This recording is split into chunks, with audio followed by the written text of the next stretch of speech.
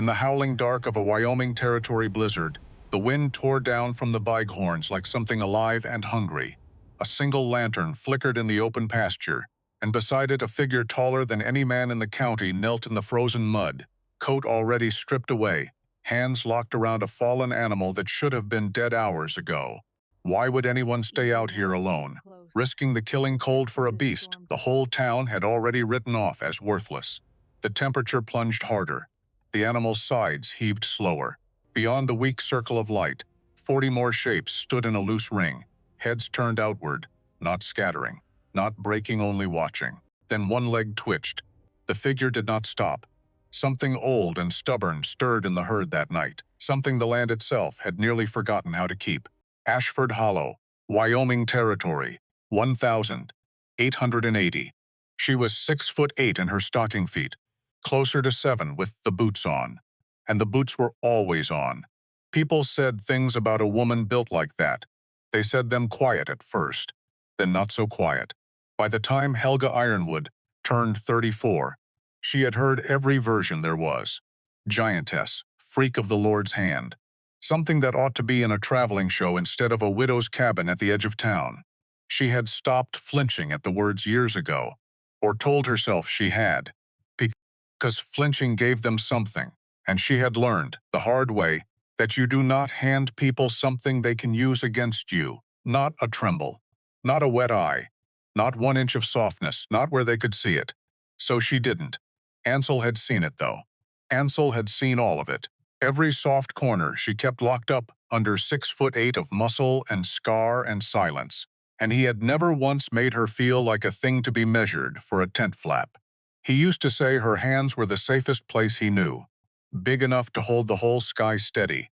That was Ansel's way of talking, foolish and tender and exactly what she needed and never knew how to ask for. He'd been dead 3 years.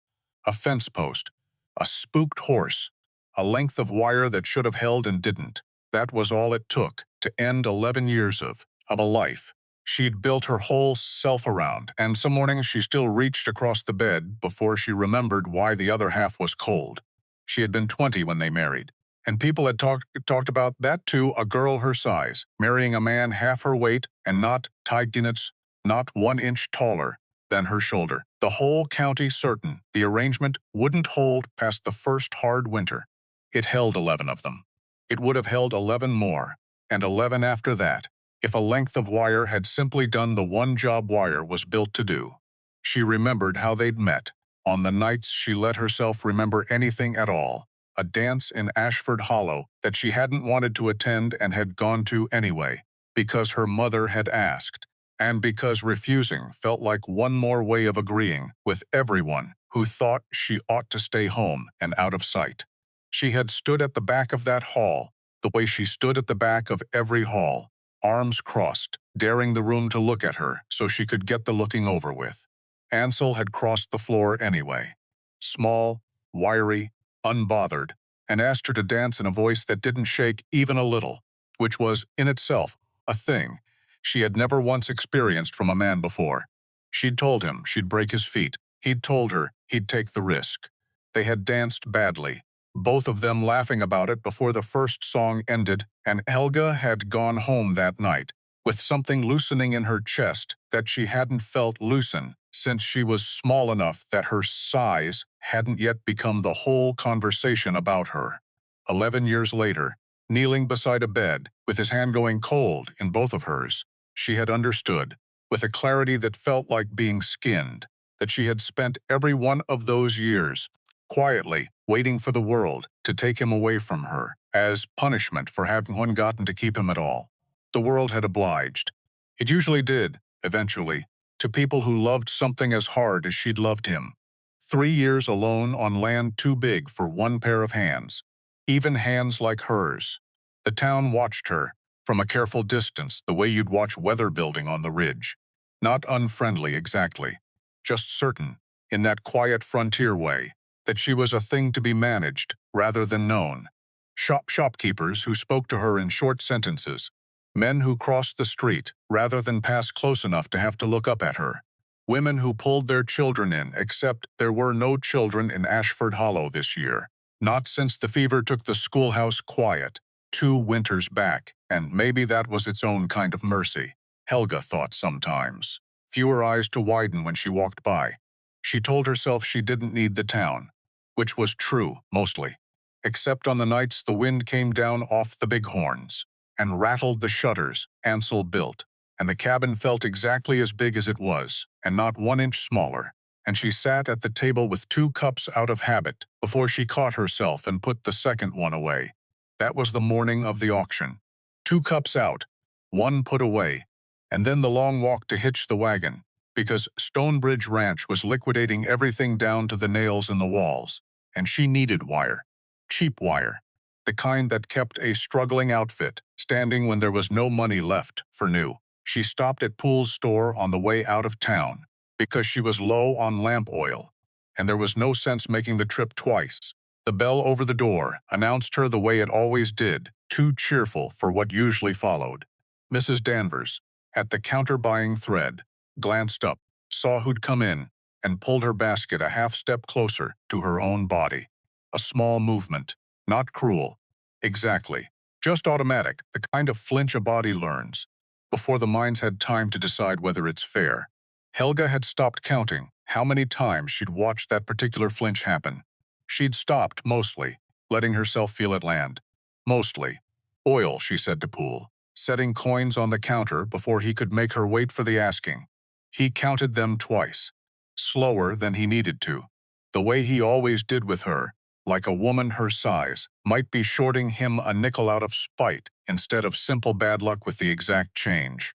Heading out to Stonebridge? He asked, not really asking. News moved through Ashford Hollow. The way water moved downhill, it didn't need permission. For wire. Whole county's talking about that liquidation. Sorry business, a place going under like that. He slid the oil across the counter without quite meeting her eyes. You be careful out there. Big crowd. Rough men. She almost laughed.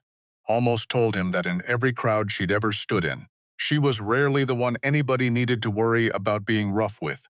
She didn't say it. Saying things like that cost more than it ever bought back.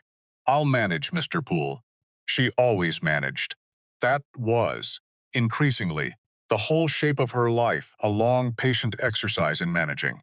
Alone, while people who'd never once offered to help worried out loud about her safety. She left the store with her oil and her coins short by exactly the amount they should have been, and untied her wagon, and told herself, the way she told herself most mornings, that today would not be the day any of it landed anywhere that could bruise. Some mornings that was even true. Stonebridge sat 11 miles out, a spread that had been somebody's whole life's work once and was now just gravel and debt and men in good coats standing around like buzzards who'd gotten there early.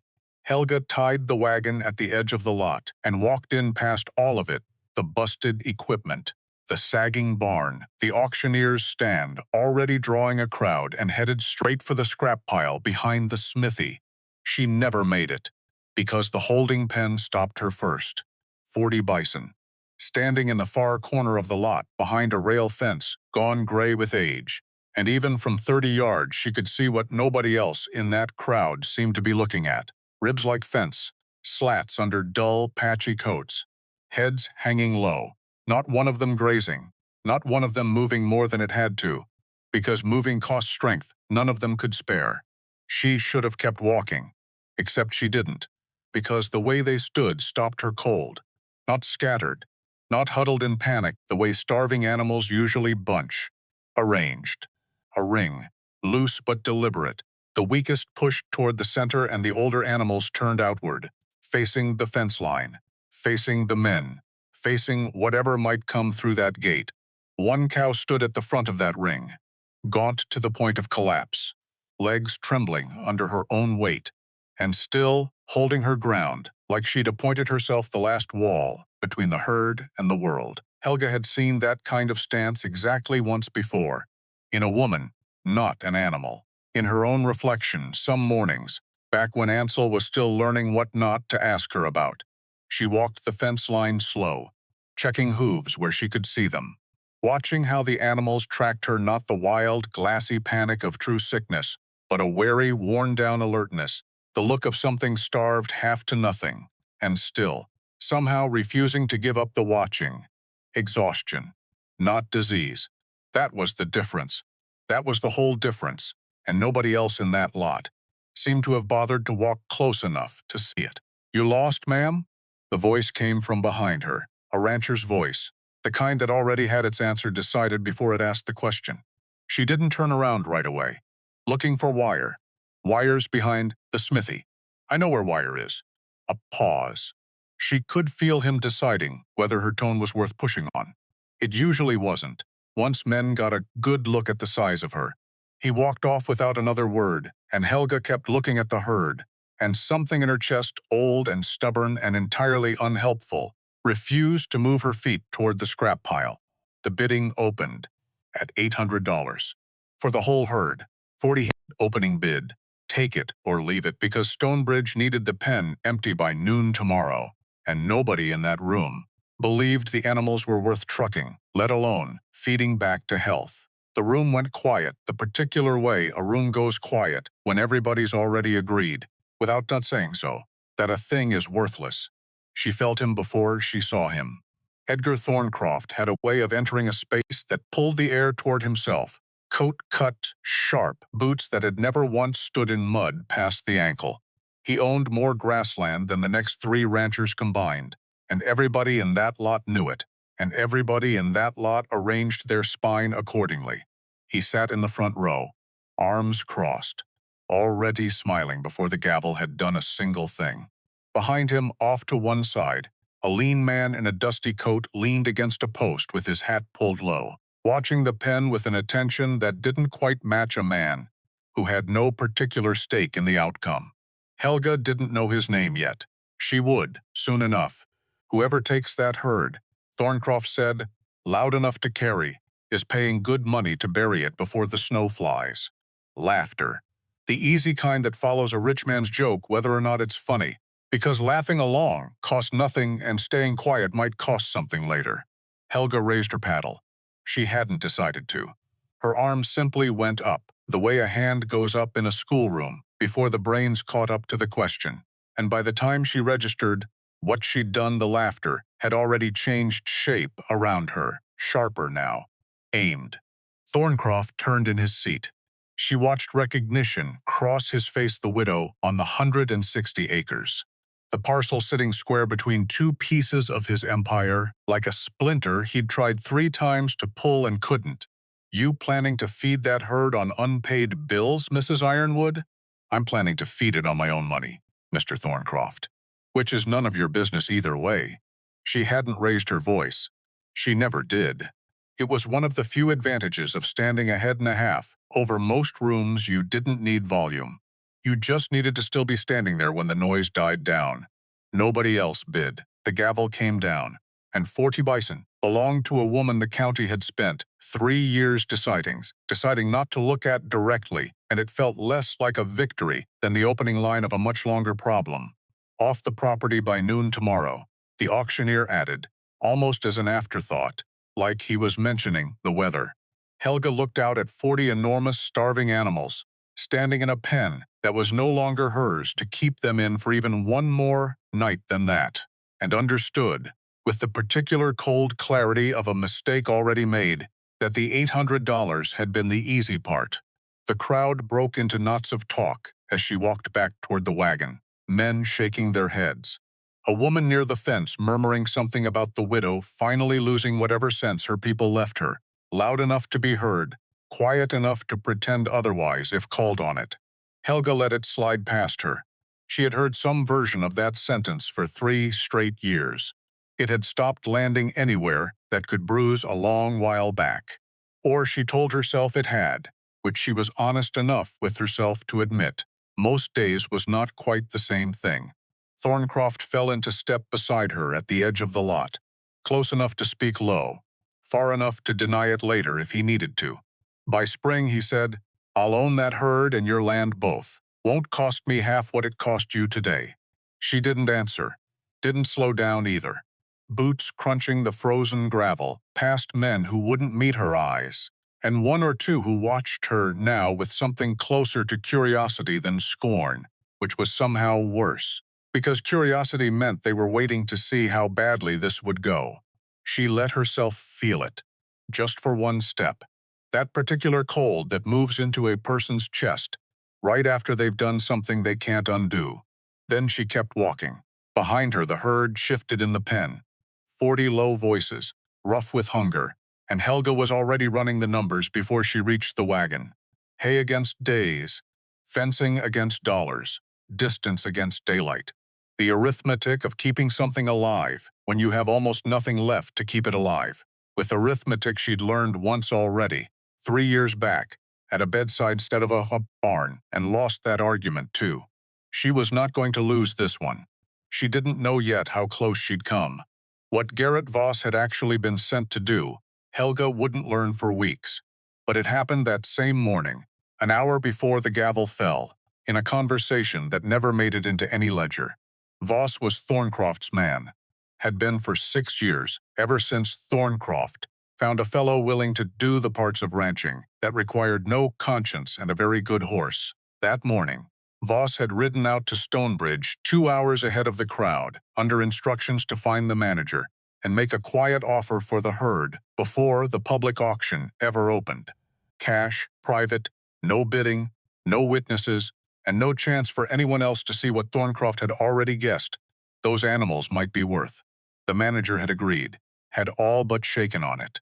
Except the county man overseeing the liquidation showed up unannounced 20 minutes later to confirm the auction would proceed as advertised.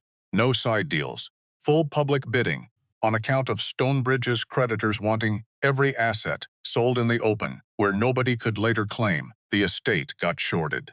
Voss rode back to Thorncroft's spread with nothing to show for the trip but a wasted morning, and elected, for reasons that would look considerably less wise, in hindsight not to mention it, in the hope the herd would simply be dumped for scrap value at auction the way everyone expected, and Thorncroft could pick it up cheap in the open room instead. That was the lean man in the dusty coat, leaning against the post behind Thorncroft's chair, watching the pen with more interest than an idle bystander should have had. He had not accounted for a woman with and faster than her better judgment. By the time Thorncroft understood what he'd actually lost that morning, it would be too late to buy his way back into it quietly. But that understanding was still weeks off. For now, all he had was the sting of a public loss, and a widow who hadn't backed down when she should have. And a man like Edgar Thorncroft did not carry that kind of sting well. He carried it the way he carried everything, by finding a way to make someone else pay for it. Helga spent that first night making calls instead of sleeping. If you could call it calling, there was no wire out to her place, no telegraph line worth the trouble, just a kitchen table covered in scraps of paper under the light of one lamp, and a mental list of every soul in the county who owed Ansel a favor and might extend it to his widow. The list was shorter than she wanted it to be. Owning 40 bison and being able to move 40 bison she was learning fast were two entirely different problems. She had no stock wagon built for animals that size. The fencing on her own land had been strung for a handful of horses, not a herd of half-wild cattle 3 times their weight, and the hay she'd put up over summer would carry her maybe 3 weeks if she stretched every bale like it owed her money. Her savings, thin already from 3 years of scraping by on fence work and hired labor, sat close to bone after the auction. And out west, over the mountains, a storm system was building early the kind. The almanac men were already calling. Dangerous, unseasonable. Words that landed different when you had 40 starving, straying animals with nowhere dry to stand. She hitched the wagon before first light and rode to Nathaniel Cole's place. Because Nathaniel had known Ansel 20 years, had ridden freight with him back before either of them married, and because Nathaniel Cole was the only man in the county who might say yes to her before he finished deciding whether he believed in what she was doing. He came to the door in his nightshirt, squinting at the size of the woman filling his doorframe before the sun was even fully up. "Mrs. Ironwood, I need your wagon. And your team. Twice, if you'll spare it. Heard you bought Stonebridge's whole cull herd."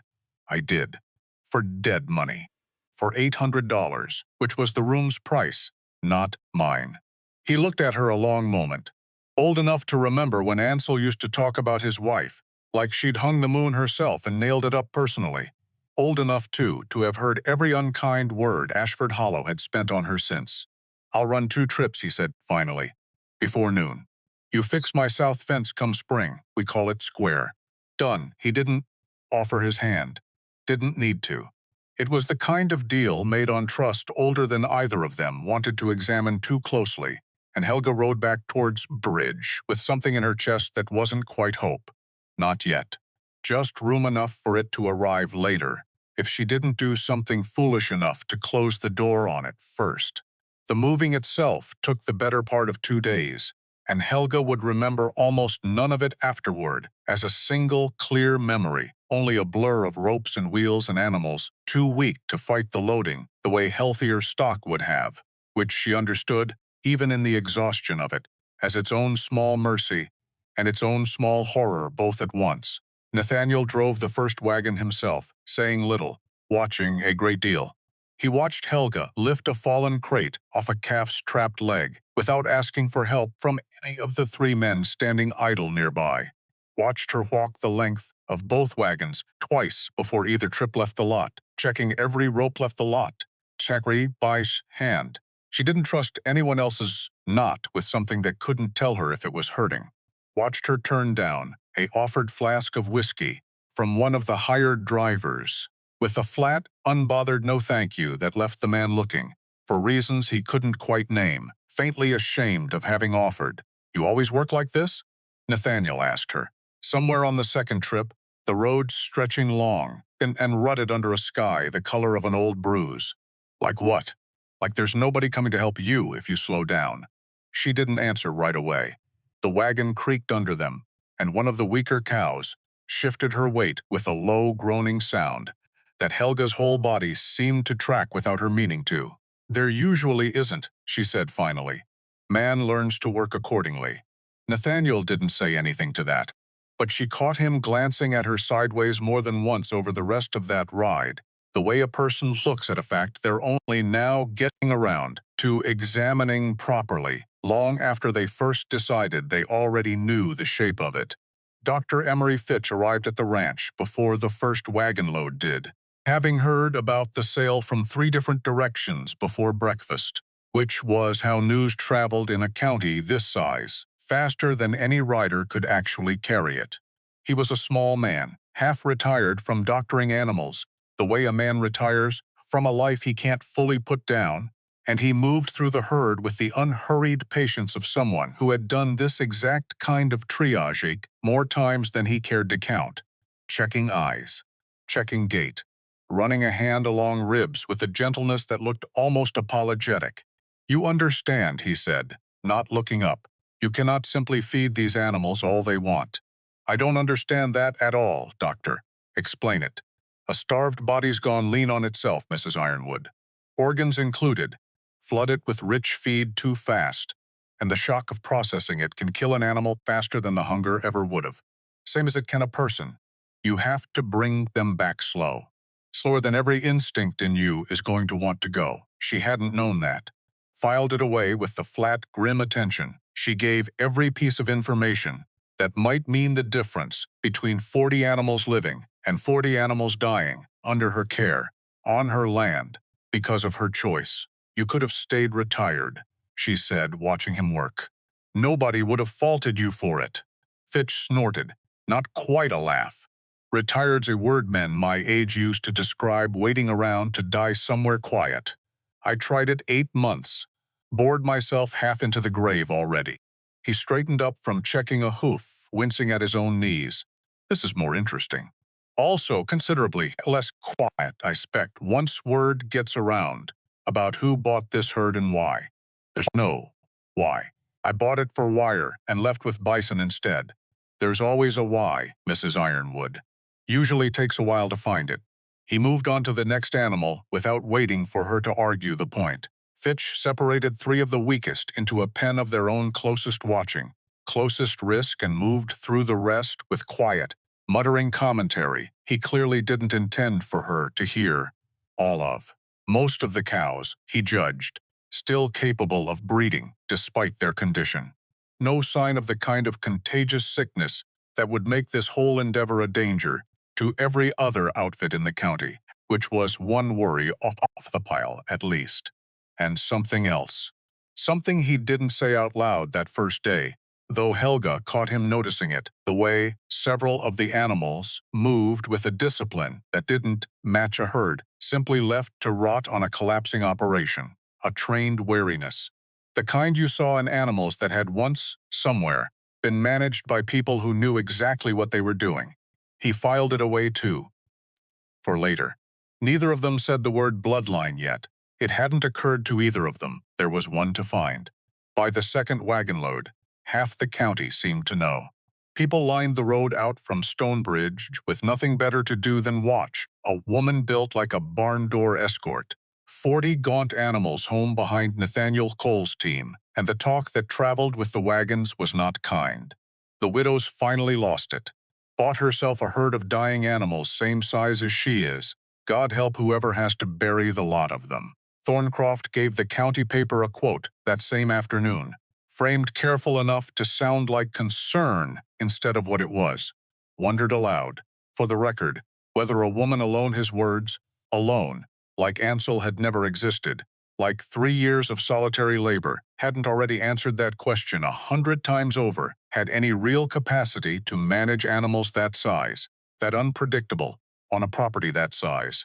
Helga read the paper the next morning, with her jaw tight enough to ache, and didn't dignify it with a single word back, because arguing with a printed page changed nothing, except the animals still needed water, still needed shelter, reinforced before the storm came down off the mountains, still needed her hands on fence posts, instead of on some letter to the editor nobody in that town would believe anyway. So she worked. She spent nearly everything she had left on mineral supplement, on what decent hay the local supplier could still spare her, on enough wire and post to shore up the weakest stretches of her own fence line before the herd arrived on her ground for good. Every purchase written down in a battered notebook by lamplight, so she'd know exactly how thin the margin between surviving this and not surviving it had gotten. Thin. Thinner than she wanted to look at directly. The storm came in on the second night. Not the full, unseasonable blizzard the almanac men were warning of, that was still building somewhere over the peaks, but enough of a preview to matter. Wind that found every gap in the fencing. Temperature dropping fast enough to feel it happen in real time. The air going from merely cold to something with teeth. Helga was checking the herd by eye lamplight when she found the cow down in the north pasture. One of the 3 fitch had flagged. Legs folded under her, sides heaving in the shallow, rattling way that meant the body had stopped arguing about whether it could keep going and started deciding it couldn't. Helga knelt in the frozen mud beside her. Don't, she told herself. Don't start naming them. Don't start caring about this one, specifically when there are 39 more out there in the dark, and you cannot save all of them. And you know it. You know it. You've known it since the gavel came down. Except she was already pulling off her coat to lay over the animal's flank. Except her hands were already working, fast and sure, rigging a windbreak out of 2 spare fence panels, dragged across frozen ground that fought her every step of the way, and her breath was already coming in the short, controlled bursts of someone doing hard labor in air cold enough to hurt going down. She got the cow's head up, kept it up, talked to her, the way you'd talk to something that couldn't understand a single word and needed, somehow, to hear the sound of a voice that wasn't giving up on it anyway. Come on. Come on now. Not tonight. You didn't survive whatever put you in that pen just to go down in my pasture on a Tuesday. The cow's eye rolled toward her, wet and dark and entirely without understanding, and entirely, somehow, listening anyway. Her hands went numb inside her gloves, sometime around midnight. She kept working. And she remembered without wanting to, without any say in the matter Ansel's voice, doing this exact thing, in this exact pasture, years back with a sick calf that had no business making it through the night either. Low, steady, like patience alone could hold a body together until morning came and did the rest of the work. She heard herself borrow that voice now, word for word, some of it, telling the cow the wind would ease, telling her the grass would come back thick come spring, promises she had no earthly right to make on behalf of a mountain range, said out loud anyway, because some nights the saying of a thing mattered more than whether it was true yet. Nathaniel Cole, driving past on the county road on his way home from the second delivery, saw the lamp still burning out in that pasture, at an hour no sane rancher would still be up in, and pulled his wagon over out of simple worry, and stood at the fence line a long moment without announcing himself, watching a woman built bigger than most men he knew kneel in frozen mud, coat off in cold enough to kill, murmuring nonsense and promises to a dying animal like the dang animal, was the only thing left in the world that mattered. He didn't say anything, didn't think there was anything worth saying that wouldn't cheapen what he was looking at. He just stood there a while, and then he got back in his wagon and drove home, and something in him old, stubborn, and until that night entirely certain about what kind of woman Ansel's widow had turned into, had shifted about an inch off its foundation without his full permission. Just before dawn, the cow got her legs under her, swayed, nearly went down again, held. Helga sat back on her heels in the mud and simply breathed for a while, letting 3 years of held together grief and one very long night move through her chest together, because there was nobody out here to see it happen. And that was, for once, a mercy instead of a wound. Solace, she said, out loud to no one. That's what I'll call you. She allowed herself no real celebration. 39 more animals stood out in that same cold, and the real storm hadn't even arrived yet, and winter had barely begun showing its teeth. But she let herself have that one word. Solace. Said it again, quieter, like testing whether it would hold. It held. She stayed out there a while, longer than she needed to, watching the sky go from black to the flat, colorless gray that came before real light, and let herself, for exactly as long as it took the sky to change, think about the last morning she'd knelt beside something she loved this way. Ansel hadn't gone quick. That was the part nobody in town knew, the part she'd never once corrected them on, when they murmured about the fence and the horse like the whole thing had been over in a breath. It hadn't been. He'd lasted the better part of a day, pinned wrong under a weight that shouldn't have moved that fast, and she'd held his hand the entire time and told him the same kind of foolish, unprovable things she'd just spent all night telling a bison, that the pain would ease, that the doctor was close, that the sun coming up meant something good, because mornings usually did. None of it had been true in the end. He'd died with the sun barely over the ridge, and she had knelt there afterward in exactly the position she was kneeling in now, coat forgotten, hands frozen, unable to make herself stand up and walk into a life that no longer had him in it. She had gotten up eventually, that morning, and every morning since. She got up now, too, joints stiff, with cold and 3 years of grief that had never fully unclenched and looked at Solace, standing unsteady but upright in the gray light, and let herself believe, just this once, that getting up after something nearly died in her arms didn't always have to end the way it had ended with Ansel. Sometimes it ended like this instead. The real storm arrived 4 nights later, the one the almanac men had been warning of since before the auction ever happened, and it did not announce itself with a preview the way the last one had. It simply came, all at once, wind and snow together, the temperature dropping so fast that the water in the trough near the barn had a skin of ice on it within the hour. Helga had spent the day before bracing for it, as best she could extra windbreaks, dragged into the low corners of the pasture. Every gap in the fence line, stuffed with brush, the 3 weakest animals moved into the tightest, most sheltered stretch of ground she had. It would not be enough. She knew that even as she did it, there was no version of one woman's preparation that could fully answer a storm big enough to earn its own name in the almanac. She stayed out with them anyway, because the alternative was sitting inside a warm cabin listening to 40 animals suffer in the dark without her. And she had decided a long time ago which of those 2 kinds of suffering she could live with. What she saw that night she would turn over in her memory for years afterward, trying to decide whether she'd witnessed something ordinary that she'd simply never had cause to notice before, or something rarer than that. The herd did not scatter, did not panic, the way she'd braced herself to see, thin and weak as they still were. Instead, they worked. She watched, lamp shuddered low against the wind, as a handful of the older cows moved to the driest rise of ground and began sweeping their heavy heads side to side across the snow in slow, deliberate arcs, not digging, not thrashing, but clearing in careful circular patterns that peeled the snow back layer by layer until the dead grass beneath showed through. The younger animals waited their turn without being told to. The calves stayed close to the center, out of the worst of the wind, exactly where their mothers had learned, somewhere in a bloodline that had nearly been lost, to neglect and carelessness, to put them.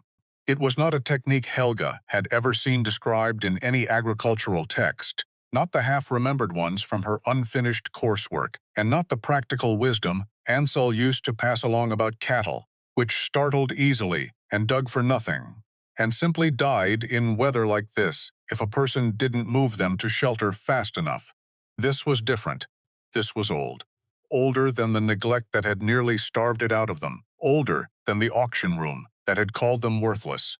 And, watching it happen in the lamplight, light, and the howling dark, Helga understood with a certainty that settled into her chest like something physical, that Fitch's instinct about a trained discipline in this herd's blood had not been imagination. Something had built these animals to survive exactly this. Some hand, some program, some patient old woman, with sharp eyes at a place called Highland Preserve, 20 years and a lifetime ago, had bred survival into this bloodline so deep that even 3 years of starvation and neglect hadn't managed to breed it back out. She stayed until the worst of the wind broke, sometime past 3, and walked the fence line one final time, before she let herself go inside, and found, to her own quiet astonishment, that not one animal had gone down that night. Not the weakest 3, not the pregnant cows already beginning to show, not even old, gaunt Solace, who stood at the edge of the cleared ground, chewing exposed grass, with the unhurried patience of an animal that had already survived the worst night of her life once, and clearly did not intend to be impressed by a second one. Helga went inside as the sky began, faintly, to gray toward morning, and sat at her kitchen table, with her coat still on, too tired and too strangely moved to sleep just yet, and thought about the word conservation, which she had heard once at 14, from an old woman who'd looked at her and seen something worth keeping rather than something worth mocking. She hadn't understood the word then. She was beginning now, 4 nights and 1 blizzard into owning this herd, to understand it a great deal better. Morning brought the kind of blow that didn't announce itself with drama, just a knock at the door and a supplier's apologetic voice explaining, almost gently, that the hay order Helga had arranged couldn't be filled after all, not because the hay didn't exist, because Blackthorn Cattle and Range had just bought up every available load of quality feed in the region, at a price nobody local could compete against, days after a certain auction that certain people around town had found very entertaining to watch. Helga stood in her own doorway a long moment after the man rode off, and understood exactly what had just happened to her, and understood, with the particular fury of someone who cannot do a single thing about it, that no law existed to stop it. Thorncroft hadn't broken anything, hadn't threatened anyone directly, hadn't laid a single hand where a court could see it. He'd simply outbid every buyer in 3 counties for a resource she needed to survive the winter, which was on paper just good business, which was, underneath the paper, exactly the kind of quiet, deniable cruelty a man with that much money could afford to practice. She thought of the road full of watching faces. She thought of Solace's legs finally holding under her at dawn. She thought of Ansel's voice coming out of her own mouth in the dark, and 39 more animals still needing her, and a storm still building somewhere over the mountains that hadn't shown its full hand yet. And she thought, standing there in the cold morning light with an empty hay order in her hand and $800 worth of somebody else's discarded problem now, entirely, unforgivingly hers. Let him try. She had spent her whole life being told what her size made her too much, too strange, too far, outside the shape the world expected a woman to take. She had spent 3 years being told what her grief should have made her small, quiet, easy to overlook. She was done being told what anything was supposed to make her. She went back inside, got the notebook, started figuring out how 40 half-wild bison could survive on brush and native grass to send whatever stubborn will she had left to offer them, because the alternative, watching them go the way everyone in that auction room had already decided they would, was not a version of this winter she intended to live through. Behind the cabin, out past the reinforced fence line, Solace stood at the edge of the herd, unsteady but upright, breathing frost into the pale morning air, watching, the way the whole herd seemed to watch, wary, wounded, waiting to find out whether this one, unlike every other person who'd ever looked at something too big and too strange to easily explain, was actually going to stay. Brush. That was the word Helga kept coming back to, that first grim week after the hay order fell through. Brush and bramble, and whatever native grass hadn't already gone to seed and dust under a summer had been dry, even before anybody started calling it a drought. Bison could eat what cattle couldn't. She knew that. Had half known it, anyway. From a semester of agricultural coursework she'd never finished, some professor, back east, droning on about grazing patterns while 19-year-old Helga sat in the back row too tall for the desk, folding her knees sideways to fit, trying to take up as little space as a girl her size could manage in a room full of people already deciding what kind of woman that made her. She hadn't finished the course. Money ran out. Then Ansel happened, which was its own kind of finishing, the good kind, the kind you didn't regret. But she remembered enough to divide her pastures into strips instead of letting the whole herd graze one section down to bare dirt. Remembered enough to know that a bison's gut could break down brush and scrub that would starve a cow standing in the same field. So she rotated them. Small sections. Moved the herd every few days. Let the last patch rest and recover. Keep circling the ground like a woman, rationing out her own last good idea in careful, measured spoonfuls. It worked. Barely. Which was, she was starting to understand, the only speed at which anything worked this year. Her days took a shape she could have described in her sleep, and often did, waking at odd hours, already halfway through the next morning's chores in her head before she remembered it wasn't morning yet. Up before light. Walk the fence line, checking for the places. Frost had heaved a post loose overnight. Move the herd if the section they were on had started to thin. Check the 3 weakest for the particular slowness that meant trouble instead of ordinary tiredness. Ride into whatever corner of the property still held green, and cut what she could of it by hand. Because a scythe didn't care how the person swinging it was built, only whether the arm swinging it had strength left in it by the end of the day.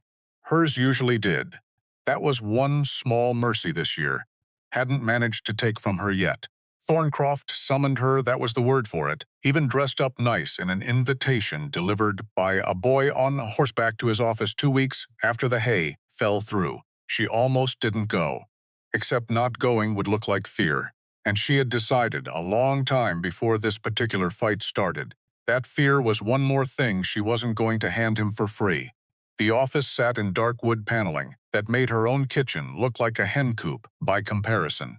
Thorncroft behind a desk, twice the size he needed, smiling before she'd even taken the chair, the same smile from the auction floor, the one that had already decided how this conversation was going to end. $90,000, he said, for the land. Clears your debts. I'll even let you keep the house 6 months while you find somewhere else to go.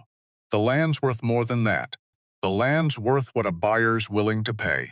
And I happen to be the only buyer in 3 counties with that kind of cash lying around. Convenient. Business usually is. For somebody. He leaned back. You've proven your nerve, Mrs. Ironwood. Nobody's arguing that. What you need to prove now is you're smart enough to know when the smart move is walking away. She didn't answer right away. because there was a version of her small, tired 3 years, widowed and thin on savings, that heard the number and felt the pull of it, felt how easy it would be to just say yes. Sign the paper. Stop fighting a fight the whole county had already bet against her losing. Except that version of her had been dying a slow death since the morning she'd raised her paddle at that auction, and Helga found, sitting in that dark office chair built for men half her size, that she didn't much miss her. No, one word. She didn't dress it up. Thorncroft's smile thinned by exactly 1 degree. Your loan comes up for review in the spring. I happen to know several people at that bank personally. I know you do. And you're still saying no. I'm still saying no. He studied her a long moment. The way a man studies a fence he's decided to go around instead of through. You understand, he said, almost gentle about it now, which was somehow worse than the threats had been, that this doesn't have to be a fight. I've made a fair offer. Most people would take it. Most people haven't spent 3 years being told what they should already know how to give up. Something flickered across his face, not quite surprise, but close to it, like she'd said something he hadn't expected a woman her size to have the wit to say. He covered it fast. Suit yourself, Mrs. Ironwood. I generally find people come around to sense, eventually. One way or another. She rode home that afternoon, with her jaw set, and a low, cold certainty settling into her chest that the office visit had not been the last move. It wasn't. The petition arrived 9 days later, delivered by the county clerk himself, a young man who couldn't quite meet her eyes as he handed over the paper and mumbled something about being sorry, ma'am, just doing my job. Helga read it twice standing on her own porch before the words fully landed. A petition, filed by Blackthorn Cattle and Range through its operations manager, Garrett Voss, requesting the county court appoint a guardian over the person and property of Helga Ironwood, on grounds that the paper actually used this phrase, and she read it a third time to be sure. She wasn't inventing it. Unusual. Physical constitution and demonstrated instability rendered her unfit to safely manage land, livestock, and financial affairs without oversight. Unusual physical constitution. She stood on that porch a long time. Long enough that the light shifted, because there it was. 3 years of sideways looks and crossed streets and children who didn't exist anymore to be pulled protectively out of her path, and now it was written down, filed, stamped with a county seal. Somebody had taken every unkind word Ashford Hollow had ever murmured about the size of her and turned it into an actual weapon with actual teeth, aimed square at everything she'd spent 3 years building alone. If the court granted it, a guardian could take control of her land, her herd, every decision she'd fought for since that gavel came down. She could lose all of it, not through debt, not through failure, through the simple, monstrous fact of standing 6'8" in a body the world had never once let her be normal in. Her hands, she noticed, were shaking. She set the paper down on the porch rail before she could crush it, and stood very still and made herself breathe, because panicking wouldn't fix this.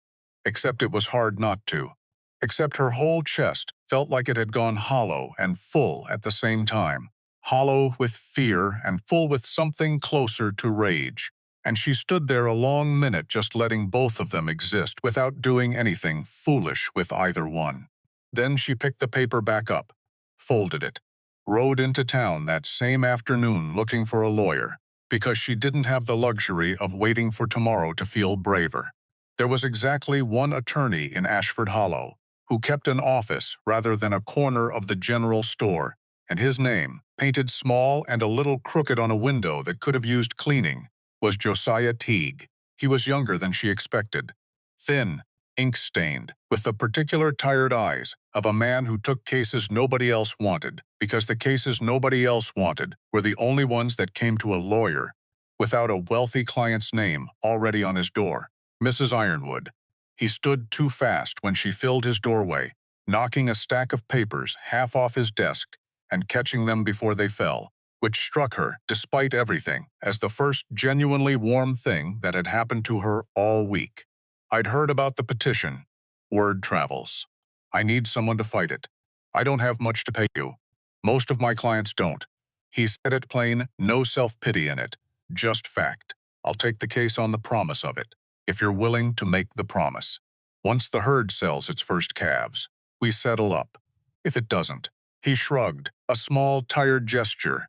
Then I suppose I'll have learned something about betting on the wrong side of a county, same as everybody else who's ever done it. You think I'm the wrong side. I think Edgar Thorncroft has never once in his life filed a legal document he expected to lose. Which means either he knows something we don't, or he's finally overreached himself in a way somebody's willing to prove in a courtroom.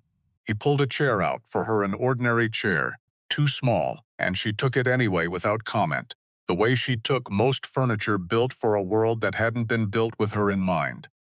I intend to find out which.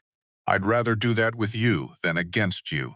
She studied him a moment, decided on no evidence beyond the way he'd caught his own falling papers instead of blowing the desk, that she trusted him.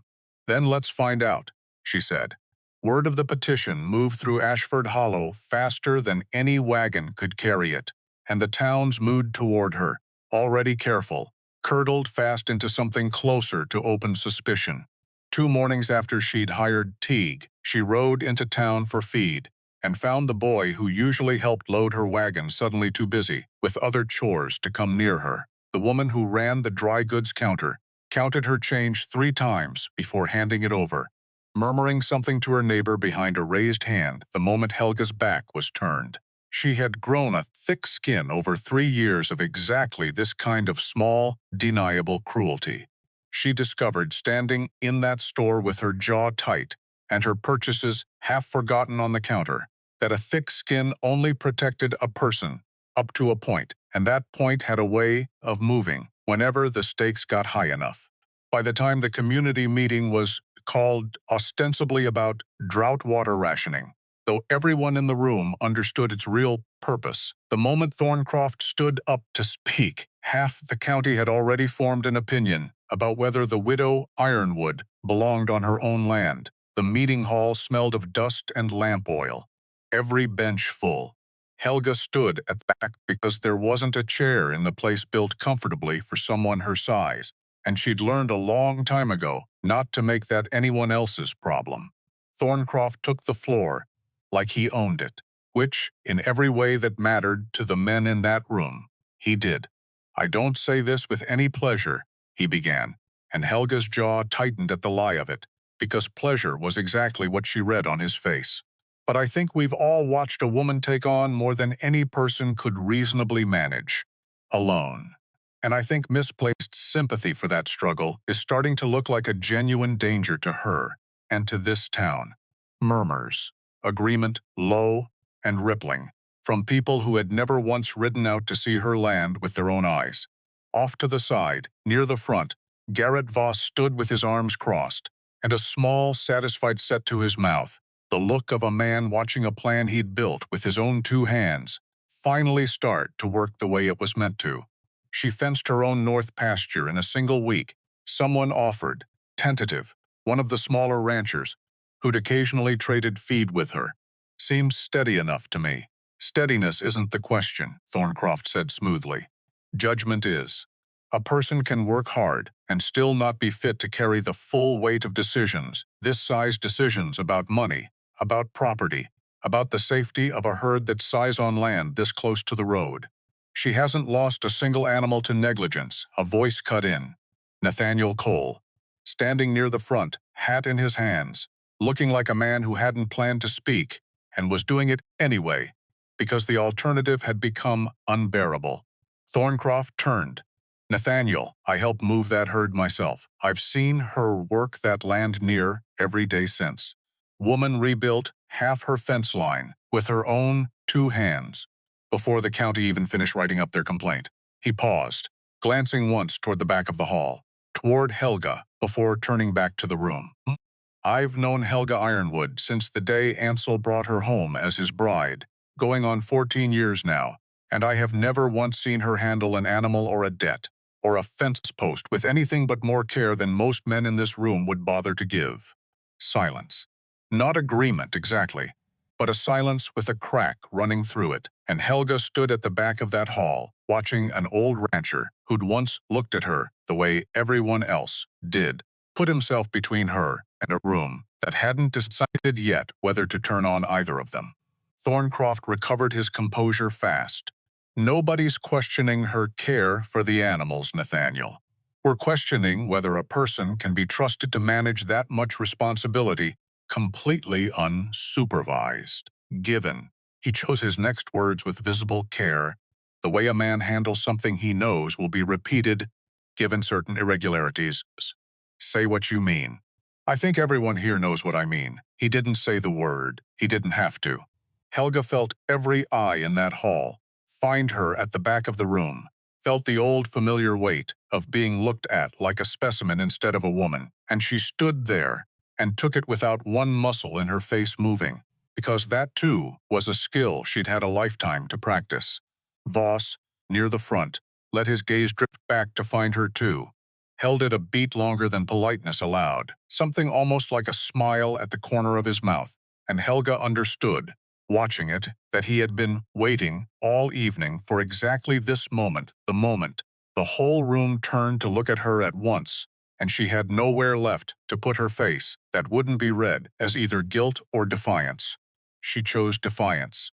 It had served her better, over the years, than the alternative ever had. She left before the meeting adjourned, didn't wait for the vote on water rationing, didn't stay to hear whatever else got said, once she wasn't standing there to hear it. Nathaniel caught up with her at the hitching post. "You didn't have to do that," she said. "Didn't do it for you." He tied off his own horse, not looking at her directly. "Did it because it was true, and because I've stayed quiet about a lot of things. In my life, I shouldn't have. Getting old enough now I'd like to stop." She didn't have an answer for that. Just nodded, once, and rode home in the dark with something small and unfamiliar sitting in her chest alongside the fear. Not hope. Not yet. Something quieter than that, and less willing to be named. The way a person is careful with anything they've been burned by wanting too openly before. The brand came back to her 3 nights later, not through any search or any document, but the way memory sometimes works when a body's too tired to keep guarding its own doors. She was checking the herd by lamplight, a habit now, every night, storm or no storm, when the light caught one of the cows at the right angle, and the faint mark under the winter-thinning hair on the animal's flank stopped her cold in a way it hadn't quite managed before, a shape.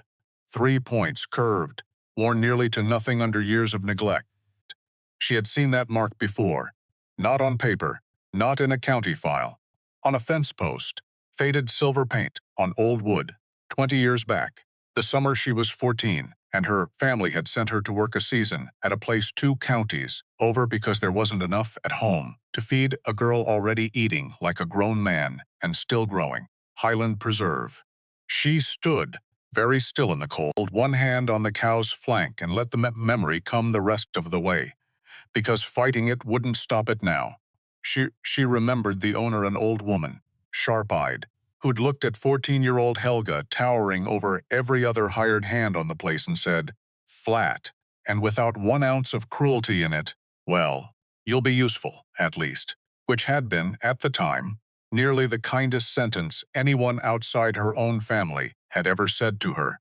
She remembered the herd, Bison, kept for breeding, for something the old woman called conservation, a word Helga hadn't fully understood at 14, and understood a great deal better now. Remembered the brand burned fresh into new stock, 3 points like a crown worn sideways.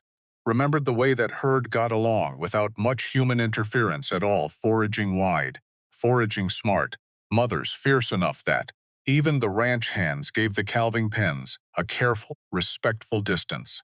She remembered the preserve closing, a dispute among the people who funded it, something about money that a 14-year-old hired hand was never told the details of. Remembered the herd getting sold off, scattered, and never thinking of it again until a lamplit night 20 years later, when a starving cow's flank caught the light at exactly the wrong angle to let her keep forgetting. Dr. Fitch. She said it out loud, to no one, and then said it again the next morning, standing in his examining shed with the same Fierce, unblinking attention. She gave every problem that mattered. I know this brand. Fitch looked up from the calf he was checking. You know it or you recognize it. I worked a season at a place called Highland Preserve. 20 years back. This herd, she gestured out toward the pasture, toward all 40 of them. This is Highland stock, or what's left of it. Fitch set down his instruments slow, the way a man does when he's recalculating something he thought he already understood. Highland, he repeated. That name's not nothing, Mrs. Ironwood. That program had a reputation once. Cold, hardy stock. Strong mothering instinct. Bred to forage where cattle couldn't and still put on weight doing it. He looked out toward the herd himself now. Seeing it, she suspected, a little differently than he had the day before. If this is truly Highland's old line, and if it's held up this pure, after 20 years scattered and neglected, what? Then you're not sitting on 40 half-dead animals, Mrs. Ironwood. He said it slow, like the words themselves needed handling with care. You're sitting on something a great many serious people would very much like to get their hands on. She thought of Thorncroft's $90,000, thought of the guardianship petition sitting folded on her kitchen table, and understood, with a cold, clean certainty, exactly why a man with that much money had suddenly decided a widow's size made her dangerously unfit to manage her own affairs. He hadn't been mocking a worthless herd out of ignorance at all. He'd known, or guessed close enough to it, and he'd tried to buy it cheap before anyone else caught on, and when that failed, he'd tried to buy the land out from under her, and when that failed too, he'd reached for the only weapon left that didn't require her consent at all. Take the woman's right to say no. She didn't have proof. Not yet. Testing would cost money she didn't have, and even confirmed, it wouldn't undo one word of that guardianship petition sitting on the court's docket, with a hearing date already being set. But she had a thread now, and Helga Ironwood had spent 3 years learning exactly how far a person could go, on nothing but a thread and a refusal to let go of it. The well failed in the middle of the drought's worst stretch, because of course it did, because that was apparently the particular shape this year had decided to take every crisis arriving exactly when there was no slack left to absorb it. Not sabotage. Fitch confirmed that much when he came out to look, along with a man who understood pumps better than either of them. Just an old pump, overworked, giving out under a water table, dropped low from months without real rain. Helga stood over the dead pump a long moment, because a new well cost money she didn't have, because no bank would extend credit to a woman with a guardianship petition sitting open against her name, not until the court ruled one way or the other, because the ponds she'd been relying on had already shrunk to muddy rings, and 40 animals plus, God help her, whatever calves were coming, needed water every single day whether the well worked or not. So she rigged what she could, old holding tanks, hauled by wagon, trip after trip down to the creek that still ran, thin so stubborn, 2 miles off her own land. The hauling alone took most of every afternoon. She learned the exact grade of the road well enough to know which ruts would jolt a full tank hard enough to slop water out over side, and which stretches let her breathe easier for 100 yards at a time. She learned the particular ache that settled between her shoulder blades by the 4th trip, and the second particular ache that arrived, always, sometime around the 6th, when her whole body simply stopped negotiating with her about whether it wanted to keep going, and did it anyway, on the strength of habit alone. She learned to read the sky for any hint of rain that never quite arrived. Learned which low corners of the held moisture a day longer than the rest. Learned to ration her own worry the same careful, measured way she rationed the herd's water, because there was no version of this season that let her fall apart in front of anyone, and precious little room left to fall apart alone either. Every trip, every gallon, every ache in her back and her hands, she counted them the way other people counted money, because that was exactly what they were. Nathaniel started showing up on hauling days without being asked, his own wagon, loaded and waiting at her gate some mornings. Before she'd even finished her first cup of coffee, he never made a speech about it. never framed it as anything more than a neighbor lending a hand, the way neighbors sometimes did in a county where everyone eventually needed the favor returned. Helga let him keep telling himself that story because she suspected the truth underneath it, that he'd started coming for reasons that had less to do with neighborliness and more to do with something he hadn't fully named to himself, yet would only embarrass them both if either of them said it out loud too soon. They talked on the long stretches of road between the creek and the ranch, in the loose, unguarded way two tired people sometimes talk when there's nothing else to do with the silence but fill it. Never did Mary, he told her once, apropos of nothing, staring out at the road ahead rather than at her. Came close, once, a long while back. Didn't take. What happened? Rode freight for a living most of my younger years. Hard to build a life with somebody when you're gone 8 months out of 12, he shrugged. The gesture of a man who'd made his peace with the regret a long time ago. And mostly meant it. By the time I settled down enough to try proper, the woman I'd meant to try it with had gone and married somebody who was actually around to marry. Can't fault her reasoning. You ever think about it? What would have been different? Time to time, he glanced at her, something careful in it. Less than I used to. A man gets to a certain age, starts noticing the life he actually built matters more than the one he spent his youth imagining. Took me longer than it should have to learn that particular lesson. She didn't answer right away, and he didn't push her to. That was one of the things she'd come to notice about Nathaniel Cole. Over these long, silent, hauling afternoons, he asked a question and then let it sit exactly as long as it needed to, never once filling the quiet with a story about himself to cover for her not answering. Ansel had been like that too, in his own way. She hadn't expected to find a second man in her life who understood that particular kindness, and hadn't gone looking for one, either. I think about it, she admitted finally, quiet. What would have been different every day if I'm honest? Different isn't always the same as better, though. I've made my peace with that part slower than I'd like.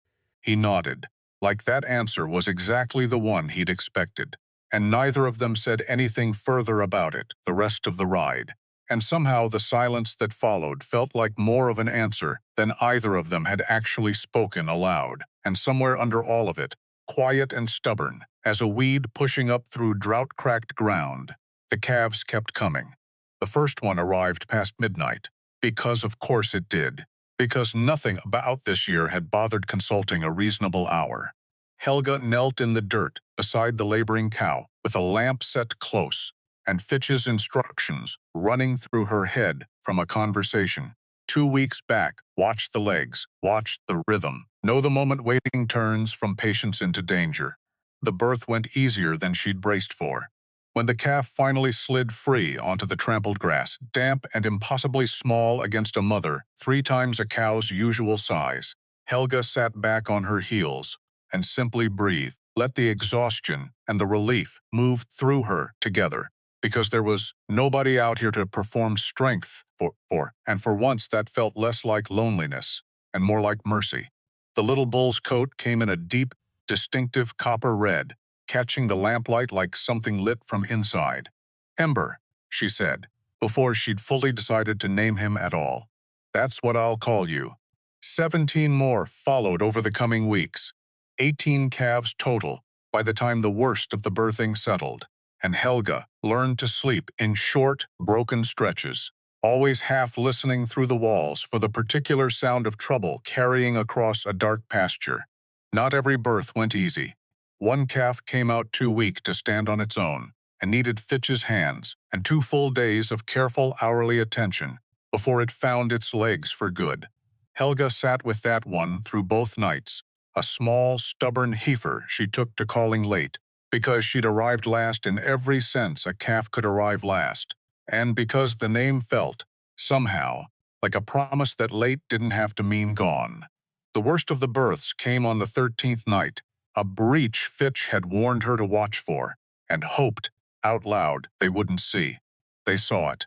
The cow labored past an hour, then past 2, no progress showing, her sides heaving in a way Helga had learned by then to recognize as trouble rather than ordinary strain. Fitch's hands weren't big enough for what needed doing. Hers were. "I need you to reach in," he told her. "Flat and fat. No room left for softening it. Turn the calf if you can find purchase. I'll talk you through it, but it has to be your hands, Mrs. Ironwood. Mine won't reach far enough." She did not let herself think about it before she did it. Thinking would have cost time the cow didn't have. It took the better part of 20 minutes. Fitch's voice steady in her ear the whole while, calm in a way she suspected cost him a great deal to manage, and when the calf finally came free, turned right at the last possible moment. Both of them were breathing like they'd run the distance to town and back. The calf lived. The mother lived. Helga sat back in the trampled grass afterward, with blood to her elbows, and her arms shaking from more than just the cold, and Fitch looked at her with something that wasn't quite surprise and wasn't quite pride, but sat somewhere close to both. "Most men I know couldn't have managed that," he said quiet. "Most men your size couldn't have reached far enough to try." He allowed himself something close to a laugh at that, tired and real. "Fair point, Mrs. Ironwood. Fair point." Two of the mothers struggled to produce enough milk, and Helga spent hours. She didn't have coaxing supplement into animals too wary of a stranger's hands to make it simple. The rising heat of the drought pushed most of the herd's movement into the cooler overnight hours, grazing by moonlight, while Helga slept in scraps between checks. And through all of it she noticed the way the Highland stock, the Silver Crown, stock whatever name, finally proved true, seemed to find the low, damp corners of ground on pure instinct, and ate a wider, stranger range of plants than any commercial herd she'd ever heard described. Something in their blood remembered how to survive this, even if nothing in the county's paperwork did yet. Garrett Voss came out to the ranch himself, 10 days after the last calf dropped, with an offer that dressed up like generosity and wasn't. "Mr. Thorncroft's prepared to buy every calf outright," he said, not bothering to dismount. "Fair price. Above market. They're not for sale. They're not even weaned. He'd be willing to wait. Then he can wait like anybody else does, when there's actually something to sell." Voss's mouth tightened. "You understand refusing doesn't end this. I understand a great many things end differently than the person threatening me expects them to. I've had some practice with that this year. There's talk," he said, slower now, choosing the words with visible care, "that this herd's genetics might not be near as pure as you're hoping. Mixed domestic stock, more likely than not. Be a shame if that talk got out ahead of any real proof one way or the other. Hard thing to walk back, once a buyer's spooked." There it was, the real reason for the visit, wrapped in a bow of concern the same way Thorncroft's $90,000 had been. "You'd spread a lie about my herd. I'd let the market draw its own conclusions. Nothing dishonest about that." Helga held his gaze a long, level moment, long enough that Voss's own horse shifted under him, sensing something in the air. Its rider was pretending not to. "Get off my land, Mr. Voss." He did, but not before the threat had already done what threats were built to do, settled somewhere under her ribs and stayed there, humming, alongside the guardianship petition and the dead well and the drought that wouldn't break. She stood a long time in the yard after his dust had settled, watching Ember and the other calves move through the herd, small and copper-bright against the tall, wary shapes of their mothers. She thought about how much easier this would all be if she'd simply said yes to the $90,000 all those weeks ago. How much simpler her life would look right now, sitting quiet somewhere else, out of anyone's reach, out of anyone's headline. Except quiet had never once kept her safe. Small had never once kept her safe. She had spent her whole life discovering that the world found new ways to come for you, whether you made yourself easy to overlook or not. And somewhere in the last 2 months, without entirely meaning to, she had stopped trying to make herself small for anyone. It hadn't made the danger go away. It had just made her decide, finally, that she'd rather meet it standing at her full height than crouch down trying to fit inside, a shape that had never once fit her anyway. The court notice came 11 days later, delivered by the same young clerk, who couldn't quite meet her eyes the first time, and managed even less of it now. The guardianship hearing had been set, not for some distant, comfortable date months off, when the herd would be settled, and the calves weaned in the drought, God willing, broken at last, for 3 weeks from that morning. Square in the middle of the last, hardest stretch of calving season, when every hour of every day already belonged to keeping 18 new lives and 40 exhausted, thirsty adults breathing until the next sunrise. If the court ruled against her, a guardian could be appointed within days. Every decision about the land, the herd, the money, every single choice she'd bled for since that gavel counted Stonebridge could pass into someone else's hands. Someone the court found more suitable. Someone smaller. Someone easier to picture holding a deed. Helga stood on her porch with the notice in her hand, and the whole pasture spread out in front of her solace, grazing near the fence line, Ember chasing shadows near his mother's legs. 39 other animals that had already survived one impossible winter and were now, against every prediction made about them at that auction, thriving, because they had never once been the problem. She understood that now, with a clarity that felt almost like grief. They had never been too weak, too strange, too much trouble to bother saving. They had simply needed someone willing to look past what the room had already decided they were. And so had she. 3 weeks. She had 3 weeks to prove, in a courtroom full of men who'd never once had to justify the shape of their own bodies to keep what belonged to them, that she was exactly what the herd behind her had already known. She was every single night. She'd knelt in frozen mud and refused to let something smaller than her fear win. She folded the notice, put it in her coat pocket, next to her heart, where she could feel its weight every time she moved. Then she went back out to the pasture, because the animals didn't know a courtroom date was coming, and didn't care, and needed her exactly as much today as they had every day before it. Whatever came in 3 weeks, she intended to meet it having done everything in her power, right up until the very last hour, to be worth what she was about to fight for. The letter from the laboratory came 6 days before the hearing, and Helga stood at her own kitchen table, reading it twice before she trusted herself to believe what it said. 31 of the 40 adults carried a direct, unbroken genetic link to a bloodline the report called, in careful scientific language that still managed to sound almost reverent, exceptionally rare in surviving numbers. 16 of the 18 calves scored higher on the markers that mattered than any wild-managed herd the laboratory had tested in years. Domestic cattle mixing across the whole group came back close to nothing. Silver Crown. Not a rumor anymore. Not a 14-year-old's half-buried memory of a fence post 20 years gone. A fact, stamped and signed and sitting in her 2 hands. She should have felt triumphant. Instead, she felt something closer to dread, because a piece of paper proving the herd's worth did not, as far as she could tell, do one single thing to answer the actual question sitting on the county docket 6 days out. That question wasn't whether the animals were valuable. It was whether the woman who'd saved them deserved to keep them. She sat with the letter a long time after the reading of it settled, turning it over in her hands where she might have turned over a stone she'd expected to be ordinary, and found, instead, veined through with something she had no name for yet. 20 years since Highland Preserve. 20 years since a 14-year-old girl too big for every room she stood in had watched a herd like this one move across open ground like it belonged there, and had felt, for one unguarded season of her life, that she might belong somewhere too. She had not known back then that she was learning something she'd need decades later to save her own life with. Nobody ever did know that, she supposed, while the learning was happening. It only showed itself afterward, when the debt came due, and there was, against every reasonable expectation, exactly enough saved up to pay it.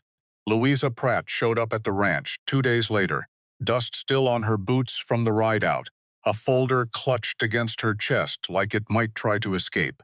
"I've been going through the petition filing," she said, before Helga had even finished pouring the coffee. "The medical affidavit. The one saying you'd been examined and found the word they used was unstable. I remember the word. I don't think you were ever examined at all. Helga set the coffee pot down slow.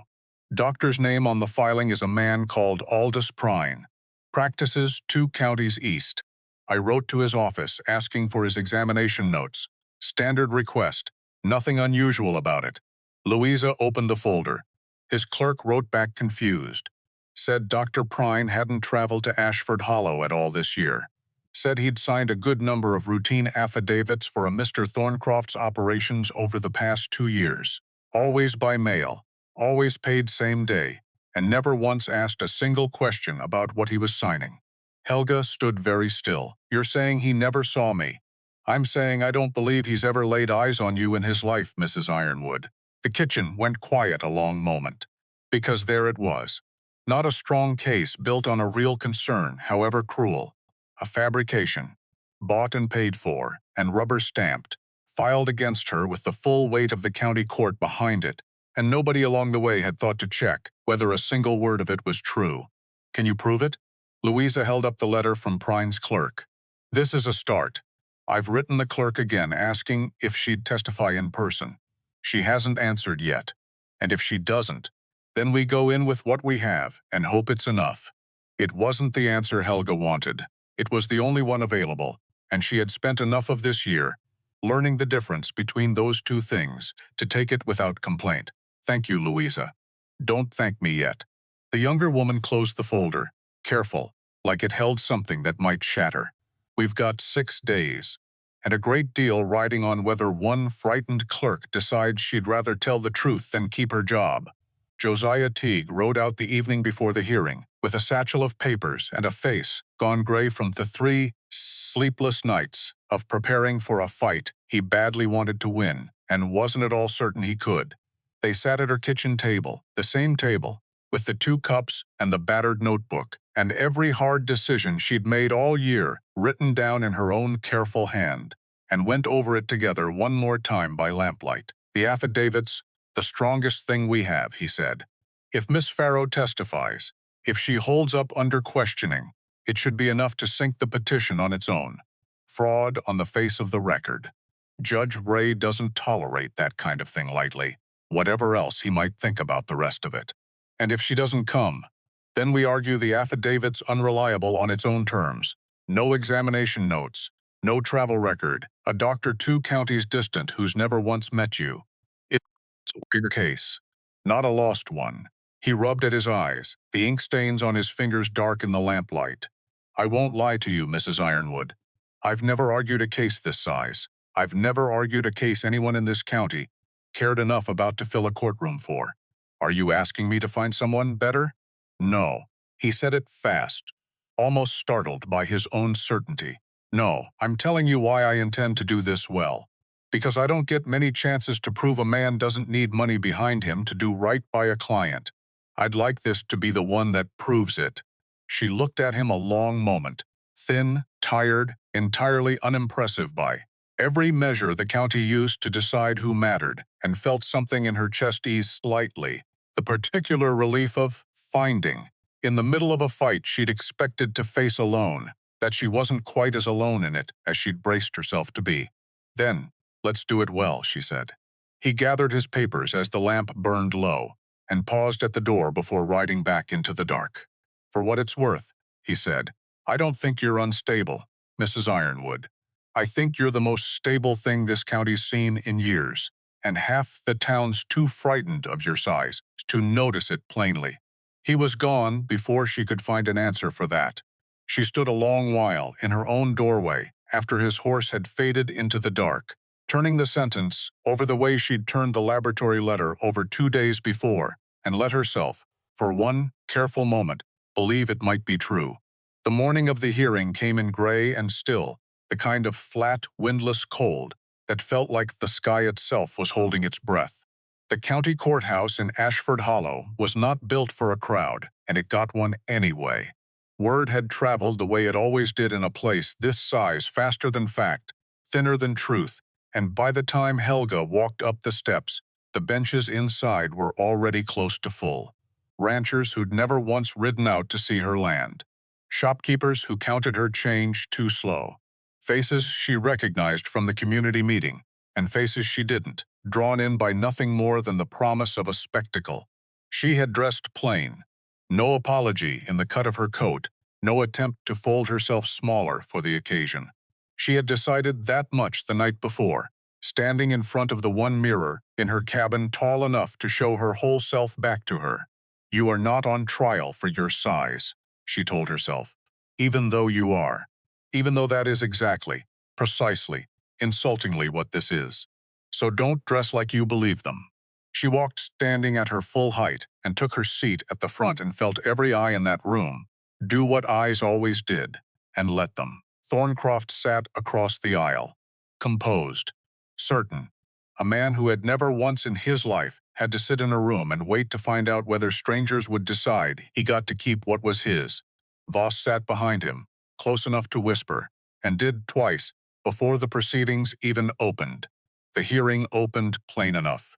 The county's appointed magistrate, a tired, precise man named Judge Alden Ray, who looked like he'd rather be anywhere else, and who Helga would later learn had ridden 2 full days from the territorial capital, specifically because the local circuit judge had recused himself over some old business dealing with Thorncroft that nobody in the room cared to elaborate on. Read the petition into the record in a flat voice that somehow made the cruelty of it land harder, not softer, for how ordinary he made it sound. Thorncroft's lawyer called the affidavit first.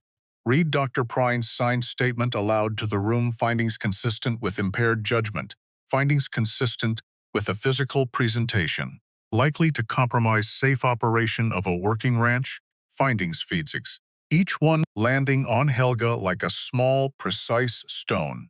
She kept her face still. She had a great deal of practice at that particular skill.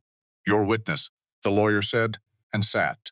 Josiah Teague rose slow, and if his hands trembled slightly, setting his papers on the table, nobody in that room but Helga was close enough to see it, and she found, watching him steady himself before he spoke, that she trusted him more for the trembling than she would have for its absence. "Your Honor, the defense would like to submit correspondence received 2 days ago from the office of Dr. Aldous Prine."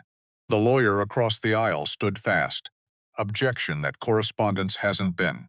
It has been filed with the clerk this morning, Your Honor. Same as required." Judge Ray held up a hand. "Read the letter himself." Slow, his face giving away nothing. Then he looked up, first at Thorncroft's lawyer, then, longer, at Thorncroft himself. "This letter states Dr. Prine has not traveled to this county in over a year. Your Honor, if I may, you may explain, Counselor, how your client obtained a sworn medical finding from a physician who was never present to conduct one." Silence.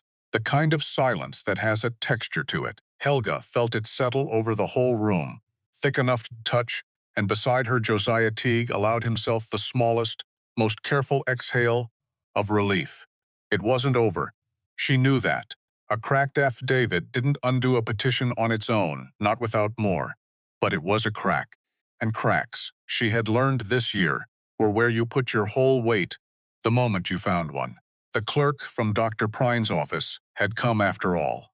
She was young, plainly terrified, twisting a handkerchief in both hands as she took the stand, and Helga found herself, absurdly, feeling something close to sympathy for the girl, having to stand up in a room this size and choose, in front of everyone, between a lie that paid her wages and a truth that didn't.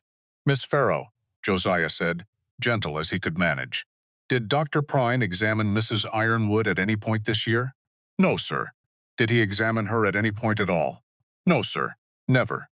I'd have made the appointment myself, and there wasn't one." "Then how did his signature come to appear on a sworn medical finding describing her in detail?" The girl's hands twisted the handkerchief tighter. "Mr. Voss came by the office. Paid cash for the affidavit. Same day. Told the doctor. I mean what it needed to say. Dr. Prine's done a fair number of those for Blackthorn cattle over the past 2 years. Never asked questions about it before. Nobody ever pushed back before. And this time? This time somebody wrote asking for the examination notes." Her eyes flicked just once toward Louisa in the gallery. "And there weren't any notes, because there wasn't ever an examination. So I told the truth. because I didn't much want to be the one holding the lie once somebody finally asked. The room did not gasp, exactly. Frontier crowds didn't gasp. But something moved through it all the same, a shift, a redrawing of a line that had, until that sentence, run one particular way. Thorncroft's face had gone very still. Garrett Voss took the stand next, called by his own side, presumably to salvage what could still be salvaged. It did not go the way anyone in Thorncroft's camp had planned. Josiah's questions were plain enough at first. Confirm your role with Blackthorn Cattle. Confirm you arranged the affidavit. Confirm the payment. Voss answered, short, clipped, a man doing damage control one careful sentence at a time. Until Josiah asked one question that wasn't on the list. Voss had clearly rehearsed for. Mr. Voss. The morning of the Stonebridge auction. The morning Mrs. Ironwood purchased this herd, where were you before the bidding opened? A pause. Long enough to matter. I was at Stonebridge. Doing what? Another pause. Attempting to purchase the herd privately. Before the public auction. The room, which had gone still for the clerk's testimony, went stiller now. On whose instruction? Voss looked, for the first time all morning, directly at Thorncroft. And something in that look, 6 years of loyalty, weighed, in real time, against a bribed medical affidavit, and a woman's stolen freedom sitting on the other side of the scale, seemed to finally tip somewhere it hadn't tipped before. Mr. Thorncroft's. Why? Because he suspected before anyone else did that the herd might carry old conservation bloodstock. Valuable stock. He wanted it bought quiet and cheap before word got out and the price climbed. Voss's voice had gone flat, exhausted, the sound of a man setting down a weight he'd carried too long, without ever once checking whether it was worth the carrying. The plan fell through. County wouldn't allow a private sale, so he let the public auction happen, expecting nobody serious would bid on a starving herd anyway, and expecting to pick it up cheap in the open room instead. And when that plan failed too, then he tried to buy the land. Then he tried to choke off her feed supply. And when none of that worked, Voss exhaled, long and unsteady. He had me find a doctor willing to sign whatever we told him to sign. Josiah let the silence hold a moment before he spoke again. No further questions, Your Honor. Thorncroft's lawyer tried gamely to salvage what remained. Argued the affidavit's fraudulence didn't negate every concern raised. Argued a woman managing that much land and livestock alone still warranted the court's careful consideration regardless of one physician's misconduct. It was, Helga thought, watching him work, the sound of a man rearranging furniture in a house that had already burned down. And then Nathaniel Cole stood up from the gallery, uninvited, hat in his hands, and asked the judge if he might be permitted to speak. Judge Ray, visibly startled by the breach of procedure and visibly curious enough to allow it anyway, nodded once. Your Honor, I've known Helga Ironwood since she married Ansel, going on 14 years now, and I helped move that herd home the day she bought it. I've watched her work that land with my own eyes every week since. But there's something else. Something I only placed clear in my own memory these past weeks, turning it over, and I'd ask the court's patience while I explain it properly, because it took me 15 years to understand it myself. He stopped. Helga watched him, not understanding yet where this was going, and felt something in her chest go very still and very careful, the way it always did right before something old came back around. 15 years back, Nathaniel said, before I ever knew Ansel Ironwood, or the woman he'd go on to marry. I was riding freight with a party crossing north of here in an early blizzard. Bad one. Came down fast. Caught us 2 days from any shelter. Lead wagon went off the trail in the whiteout. Axle snapped, and we had a family pinned underneath with the temperature dropping fast enough to kill them before help could ever reach us. The room had gone completely quiet. There was a woman with our party. Young 19. I'd guess now, though I didn't know it then. Enormous, taller than any man in the outfit, and strong in a way none of us had ever seen in a person before. She got that wagon lifted off that family with her own 2 hands. Alone. No jack, no team, nothing but her own back and her own refusal to let 3 people freeze to death in front of her. Carried the worst hurt of them near 2 miles to shelter herself, through snow up past her knees, because the rest of us were too spent to manage it, and she simply wasn't. He looked at Helga now, direct, and something in his weathered face had gone unsteady. I never learned her name that night. It wasn't the kind of night for introductions, and by the time we reached shelter, she'd gone off with her Frone family's wagon, before I'd thought to properly ask. I carried the memory of her a long while afterward, a face half frozen and set like stone. Carrying strangers to safety like it never once occurred to her. There was another option, but a face in a blizzard, half buried in furs and darkness, is not a face a man can easily match to someone he meets a year later, calm and composed, in daylight, at a wedding, introduced simply as Ansel's bride. He let that settle a moment. I've known Mrs. Ironwood 14 years since that wedding. Sat at her table, ridden her fences. Never once, in all that time, connected the woman I broke bread with to the stranger who saved my life, because I was looking, all those years, for a face, and a face is the one thing that night never let me see clearly. It was this past year that brought it back to me, piece by piece, rather than all at once. The night I helped move that starving herder home, and watched her kneel in frozen mud past midnight, refusing to let one dying cow go. The month since, hauling water alongside her at all hours, watching her push past exhaustion, I've rarely seen matched by any man I've hired in 30 years of ranching. It was never her face that finally told me who she was, Your Honor. It was her manner. The particular way a person moves when saving something matters more to them than being thanked for it. I'd only ever seen that once before in my life, 15 years back in that storm, and it took a full year of watching her live it out again, night after night, for the truth of it, to come back whole. He turned back to the judge. This court's been asked to decide whether Helga Ironwood's size makes her a danger. I'd ask the court to consider that the very thing you're calling dangerous is the same thing that saved my life, and the lives of 3 strangers, on the worst night I have ever lived through. I don't believe that's an unstable woman, Your Honor. I believe that's the steadiest person I have ever known, and I have spent 15 years not knowing how to thank her for it, because I didn't know, until 3 weeks ago, that I owed her the thanks at all. Nobody in the room moved.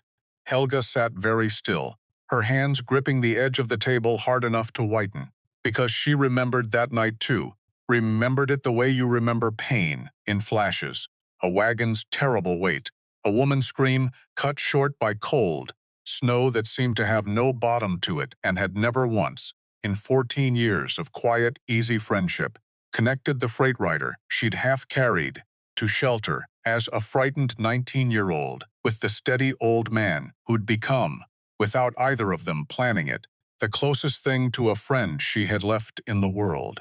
Because I never let myself go looking for thanks, she thought, dazed. Because thanks felt like exactly the kind of attention I spent my whole life trying not to attract. Because it was easier, always, to let a good thing I'd done disappear into the snow behind me than to carry the weight of anyone remembering it. Except here it was, anyway, 15 years late and worth every one of them.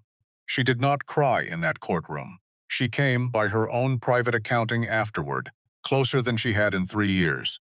Judge Ray did not take long to rule. This court finds the petition for guardianship is built on a fraudulent medical affidavit procured through deliberate misrepresentation on the part of the petitioner. The court further notes, though it is not strictly required for this ruling, that the testimony offered regarding Mrs. Ironwood's character has been considerably more persuasive and considerably more honest than anything offered in support of the petition itself. He looked up, directly at Thorncroft. Petition dismissed. And Mr. Thorncroft, I would think carefully going forward about how many more affidavits your operation intends to purchase in this county. I suspect this court's patience for it has reached its natural end. The gavel came down. Helga sat very still a moment, letting the sound of it settle into her bones, the way the sound of the other gavel had, all those months back, at an auction that felt now like it belonged to some earlier, smaller version of her life. Then she stood, at her full height, and walked out of that courtroom, past a gallery of people who had spent 3 years deciding, without ever once asking her, exactly what kind of woman she was. None of them said a word to her on the way out. She didn't need them to. Thorncroft left Ashford Hollow that same week. Not run out. Exactly nothing so dramatic as that. No torches, no formal denouncement. Just a quiet, steady draining away of the deference he'd spent decades accumulating, until the man, who'd once pulled the air toward himself, simply walking into a room, found rooms no longer bothered to notice when he entered them. Voss's confession had done more damage than the affidavit alone ever could have. It wasn't only that Thorncroft had lied about one woman's fitness to keep her own land. It was that the whole county now understood, in the particular, unforgiving way small towns come to understand things all at once, that he'd been willing to buy whatever truth was convenient, however many times it took, for however many years nobody had thought to check. She passed him once more before he left, in front of Poole's store, of all the unremarkable places in the world for a reckoning to land. He was loading the last of some crated belongings onto a hired wagon, and he looked up as her shadow crossed his, and for a moment neither of them said anything at all. "You could have simply let me have the 90,000, he said finally, quiet. None of the old command left in his voice. Would have been easier for both of us.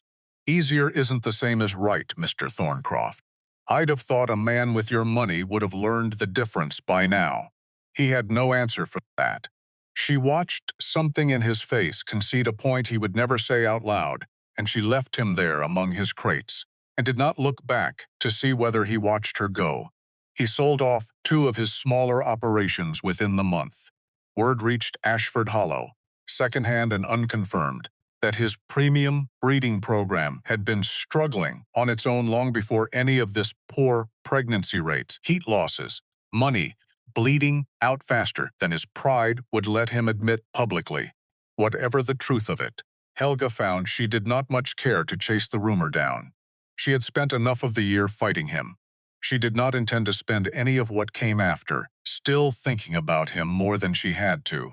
Dr. Ada Whitfield arrived from the Frontier Grassland Conservancy 3 weeks after the ruling. Having heard about the laboratory results through channels Helga never fully understood and didn't much need to. She was a brisk, sun-weathered woman who walked the pasture the way Fitch did, slow, careful, missing nothing, and stood a long while at the fence line, watching Ember and the other calves move through tall grass that had, against every prediction made about it, finally started to recover.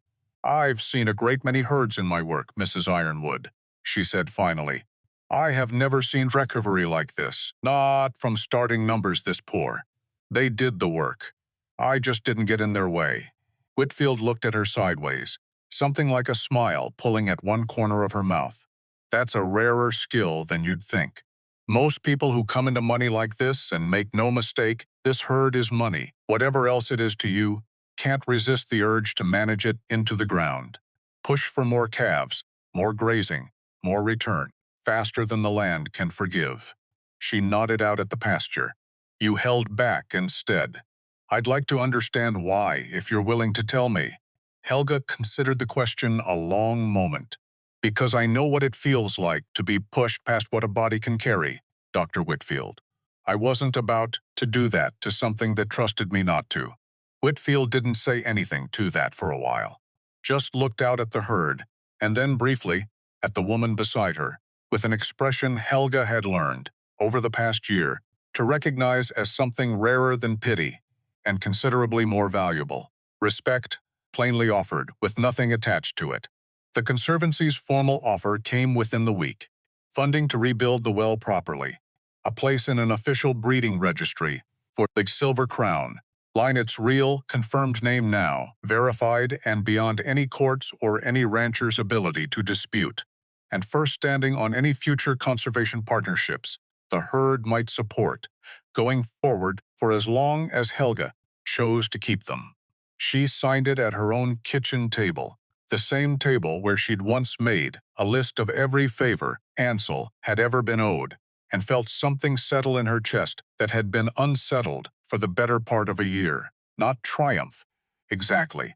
Something steadier than that. Something closer to arriving, finally, at a place she'd been walking toward the whole time without fully believing she'd get there. The line of wagons started forming at her gate the following spring. Before the sun had literally cleared the ridge, ranchers came from 3 territories over, dust still clinging to wheels that had traveled long roads to get there, and not one of them had come hoping to see her fail. They came to place deposits on future calves, to ask, careful and a little sheepish, about the rotational grazing methods she'd built out of pure necessity the year everyone believed she wouldn't survive the winter, to offer partnerships in restoring drought-hardy herds across grassland that had spent a generation forgetting how to hold onto its own water. One of them was the very rancher who'd told her, the morning of the original auction, that wire was behind the smithy, in a tone that had made it plain he didn't expect her to know that on her own. He stood at her gate now, with his hat in both hands, asking careful and a little red about the ears, whether he might put a deposit down on a heifer come autumn. She took his money the same as anyone else's. Didn't remind him of the tone he'd used a year back. Some corrections didn't need saying out loud to land. Another was the auctioneer himself, the same man who'd once called her herd 40, walking corpses to a room that laughed along with him. He came representing a business partner 2 counties over, hat off before he'd even finished tying his horse, and Helga handed him an application form, same as everyone else, and told him, without a trace of triumph in it, that he'd have to wait his turn like anybody. Some of the men in that line had laughed loudest at the original auction. Helga watched them take their hats off at her gate now, and felt no particular need to remind them of it. She rode into town for lamp oil that same week, the same errand that had once sent her past Mrs. Danvers's flinching basket and Poole's too slow counting of her change, and found the whole small errand had quietly shaped without her noticing exactly when. Mrs. Danvers at the counter buying thread again, nodded to her plainly this time. No basketed, pulled protectively closer, and asked, with what sounded like real curiosity, rather than performed politeness, whether it was true the Conservancy folks had come all the way from the capital just to look at her herd. "It's true," Helga said. Well, Mrs. Danvers seemed to turn that over a moment, like a woman recalculating a sum she'd been getting wrong for years. Imagine that. Poole counted her coins once, correct on the first pass, and slid her oil across the counter without being asked twice. "Heard the Conservancy's setting up a proper breeding program out at your place," he said. "Whole territory talking about it." "They are." "Good," he said, and seemed a little surprised at his own bluntness, like he hadn't quite planned to say the word out loud. "Good for you, Mrs. Ironwood. Truly." She left the store with her oil and her correct change, and no particular need to say anything more about it, and rode home past a town that had spent 3 years watching her from a careful distance and had finally, however slowly, however late, decided there was something worth looking at directly. She did not need their approval.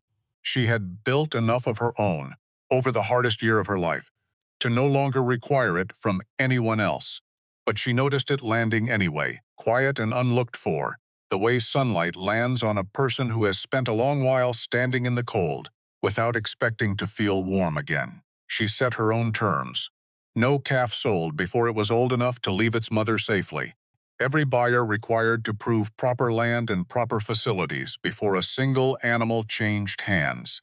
Priority given to small operations, to conservation partners, to anyone who'd treat the bloodline as something worth protecting, rather than something worth flipping for quick profit. Thorncroft never came to that gate. She hadn't expected him to.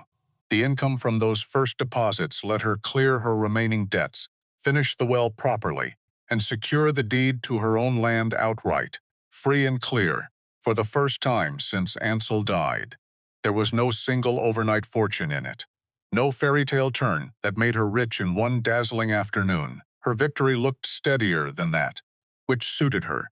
She had never much trusted things that arrived too fast to examine closely. She renamed the ranch that same spring. Crown Ridge, the sign read, hand-painted, hung over the gate where the old faded ironwood marker had hung. Since Ansel first built the place, it felt earned rather than borrowed. the way the best names always did. The pastures had come back thick with native grass, green and gold under the late spring sun, a green her neighbor's still struggling land hadn't quite managed to find its way back to. The new well ran steady at the edge of the north pasture, humming quiet where the old pump had failed her at the worst possible hour of the worst possible year. The fencing stood upgraded, steel, where wood had once sagged, though the place still carried modest, unpretentious character it always had, and Helga had no interest in changing that part of it. She kept most of her strongest breeding stock, sold only enough calves each season to keep the whole program healthy, resisting every temptation to expand faster than the land or the bloodline could sustainably carry. Late, the small heifer who'd needed 2 full days, and Fitch's steady hands just to find her legs, grew into the sturdiest animal in the herd by the time she was a yearling, thick through the shoulders and unbothered by weather that sent lesser stock huddling for shelter. Helga kept her back from every sale that came through the gate, no matter the price offered, and when Nathaniel asked her once why, casual, not really expecting much of an answer, she'd told him the plain truth of it. Because I know what it costs an animal to be doubted early and prove everybody wrong later. Didn't seem right selling off the one who understood that best. He hadn't argued the point. She noticed, more and more that year, that he rarely did anymore, when she'd already decided something mattered. Fitch became the ranch's standing veterinary consultant, out twice a month, whether anything needed checking or not, because he'd told her once, gruff and half embarrassed by his own sentiment, that he'd grown fond of watching this particular herd do well. Josiah Teague, paid in full the day the first deposits cleared, took to riding out once a season anyway, long after any business reason required it, always with some minor legal update. Helga suspected he half invented as an excuse to sit at her table a while and drink coffee that was better than what his own office managed. Nathaniel took over the ranch's growing transport arrangements, and somewhere in the year that followed, without either of them making any particular announcement of it, he simply started being there. Apache. Most evenings, most mornings, some weeks. Not asking anything of her she wasn't already offering, not filling any space she hadn't already decided, on her own terms in her own time that she wanted filled. There was an evening, late that first full summer at Crown Ridge, when he found her sitting on the porch step, long after the chores were finished, turning the old auction paddle over in her hands, number 47, kept and never quite discarded, the same paddle that had gone up over a room full of laughter a year and a season before. He sat down beside her without asking, which by then had become its own kind of asking, and looked out at the herd settling for the night. "You ever think about what would have happened," he said, "if you'd just gone for your wire that morning and walked straight past that pen every day?" And she turned the paddle over once more before she answered. "And I think I'd have gone on being exactly the size I've always been, in exactly the same rooms that never once made space for it. Nothing about that would have changed. I'd just have spent the rest of my life not knowing there was somewhere it finally mattered." He didn't say anything to that for a while. Just sat with her, the way he'd learned to sit with her over the past year, unhurried, unbothered by the silence, willing to let a thing be true without needing to fill the space around it with words. 15 years, he said, finally quiet. Feels like a foolish amount of time to go without recognizing the person who saved your life. Feels like exactly the right amount of time to me. I wasn't ready to be recognized for it back then. Wasn't ready for years after, if I'm honest. She set the paddle down on the step between them. Some debts take exactly as long as they take to come due, Nathaniel. I've stopped resenting the ones that took their time. They didn't marry that year. Didn't discuss it much either, though the discussing would come, eventually, in its own unhurried season, the way most true things did between two people who had already survived the hard part together. On quiet evenings, Helga still walked her fence line alone, long after Nathaniel had ridden back to his own place for the night, running her hand along steel wire that had replaced the sagging, patched-together barrier that had barely held through that first desperate winter. She thought On those walks about the auctioneer's voice calling $800 into a room that had already decided the number was a joke. About Thorncroft, leaning close enough to whisper he'd take everything from her by spring. About the particular silence of a barn at 3 in the morning, an animal's whole life balanced on whether her hand stayed steady enough to hold it there. None of it had felt like triumph while she was living through it.